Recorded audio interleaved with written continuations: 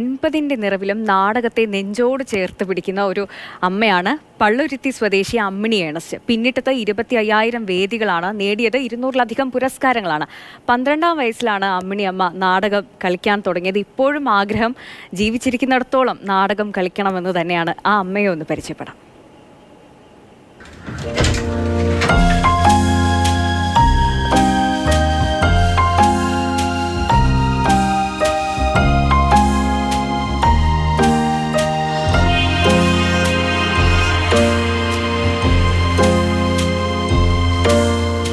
നാടകത്തിലേക്ക് വന്നത് ഒരു 12-ാമത്തെ വയസ്സിൽ അമച്ചൂർ നാടകങ്ങളിലൂടെ നാടകരംഗത്തേക്ക് വന്നു.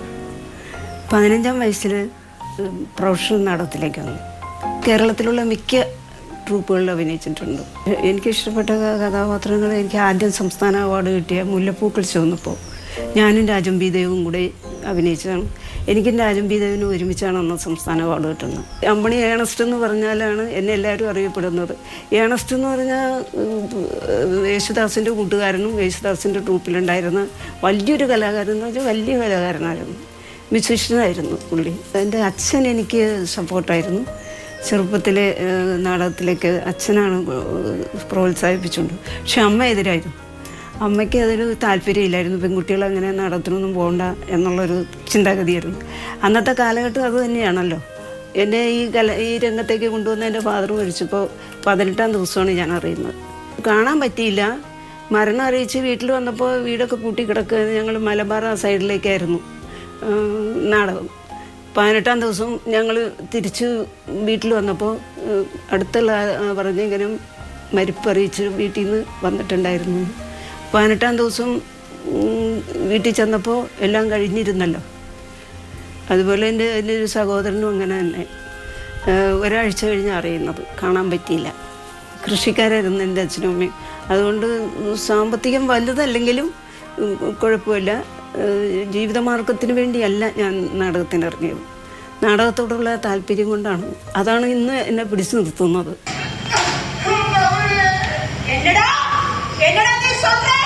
என் குழந்தைய கிட்னாப் பண்ணியாச்சா? யாரு யாருடா?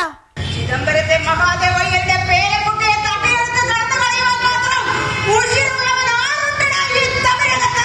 എത്ര ബുദ്ധിമുട്ടുള്ള ഡയലോഗുകളാണെങ്കിലും എത്ര നീണ്ട ഡയലോഗുകളാണെങ്കിലും അതിപ്പോഴും പറയാൻ എനിക്കൊരു ബുദ്ധിമുട്ടില്ല. അതെൻ്റെ ഓർമ്മയിലുണ്ടാവും. പഠിച്ചു കഴിഞ്ഞാൽ പിന്നെ അത് ഒരു മറവി ഇന്നുവരെ എനിക്കുണ്ടായിട്ടില്ല. ഈ 80-ാം വയസ്സിൽ എനിക്ക് മറവി അങ്ങനെയില്ല. ഈ നാടകം എൻ്റെ ബ്ലഡിലെങ്ങാണ്ട് കലർന്നു പോയി തോന്നുന്നു. എൻ്റെ മോള് പറയും അമ്മയ്ക്ക് ഞങ്ങളെക്കാളും സ്നേഹം നാടകത്തോടാണ്. എന്തിനാ ചടങ്ങിന് വേണ്ടി മാത്രം ഇങ്ങനെ ഒരു നിറകുത്തി വിശ്വസിച്ചേൽപ്പിച്ചിട്ട് പോയ പട്ടണസ്വാമിയുടെയും 1000 പറമ്പ് അടങ്ങാത്ത എൻ്റെ രാഘവേട്ടൻ്റെയും ആത്മാക്കളെ അപമാനിച്ചുകൊണ്ടുള്ളൂ.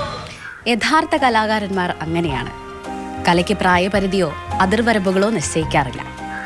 ജീവിക്കാൻ വേണ്ടി നാടകത്തിൽ അഭിനയിച്ചതല്ല, നാടകത്തിനായി ജീവിക്കുന്ന അമ്മിണി ഏണസ്റ്റിനും ക്യാമറമാൻ നിഖിൽ ജോസഫിനുമൊപ്പം സ്നേഹമോൾ നൈനാൻ, മാതൃഭൂമി ന്യൂസ്, കൊച്ചി.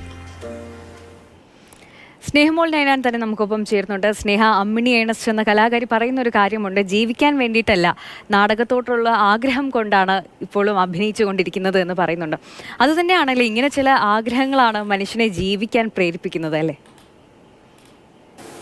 ഈ നാടക കലാകാരൊക്കെ പറഞ്ഞ് നമ്മൾ കേട്ടിട്ടുണ്ട്, പണ്ടത്തെ കാലഘട്ടത്തിൽ ഈ പട്ടിണി മാറ്റാനൊക്കെയായിരുന്നു നാടകത്തിൽ അഭിനയിച്ചുകൊണ്ടിരുന്നതെന്നൊക്കെ ഭൂരിഭാഗം ആളുകളും പറഞ്ഞ് നമ്മളൊക്കെ കേട്ടിട്ടുണ്ട്.